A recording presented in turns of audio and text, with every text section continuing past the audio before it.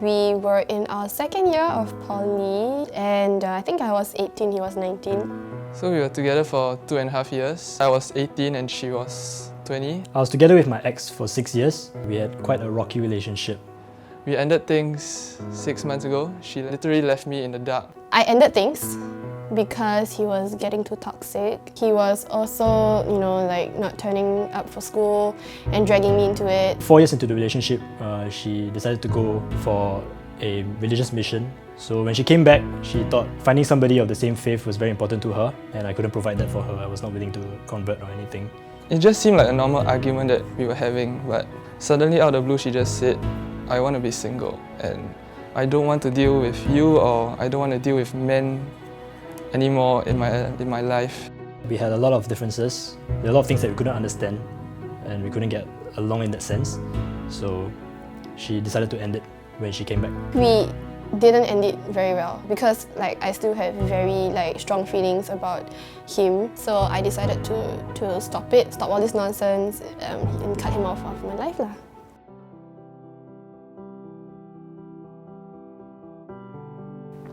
Okay, so it says... To my ex. To the girl I used to love. It's been a while, more than 6 years since we broke up.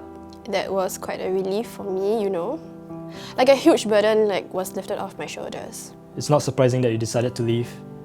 I mean, there were always signs. I did notice how things began turning south towards the end. Like how you would get so easily agitated and argue over the most trivial of things.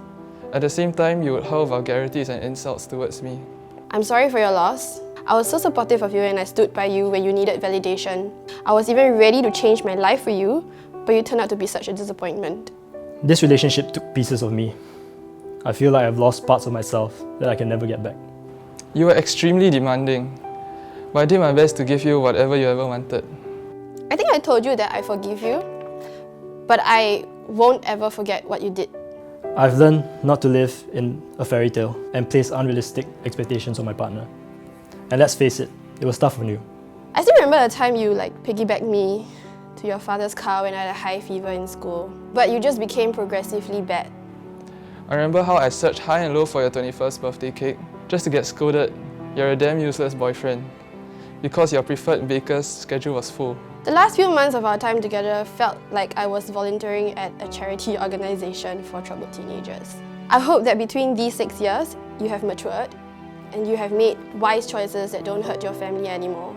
You said there would be someone out there that will love me more and be much more compatible. I didn't believe you back then, but you were definitely right, and that I've had the pleasure of meeting someone who's absolutely amazing. And I'm glad that it's the same for you as well. Thank you for showing me that this is not how I want to live my life. Thank you for leaving so I could find someone who truly loved and cared about me. Thank you for the heartbreak because it made me a stronger person. Thank you for being the demon that you were, because if you didn't, I probably wouldn't have discovered the toxicity of the relationship I was in. I'm grateful and thankful for the times you had to tolerate me, and just having this part of the journey in life that has enabled me to grow. I guess you could say that for me, something good came out of this goodbye. Despite my disdain for you, I still wish you the best, if not for you, for your family. I wish you all the best in whatever you do. And you deserve a better relationship than what you had. Warmest regards, Shannon. Sincerely, Andrew. Sincerest, Victoria.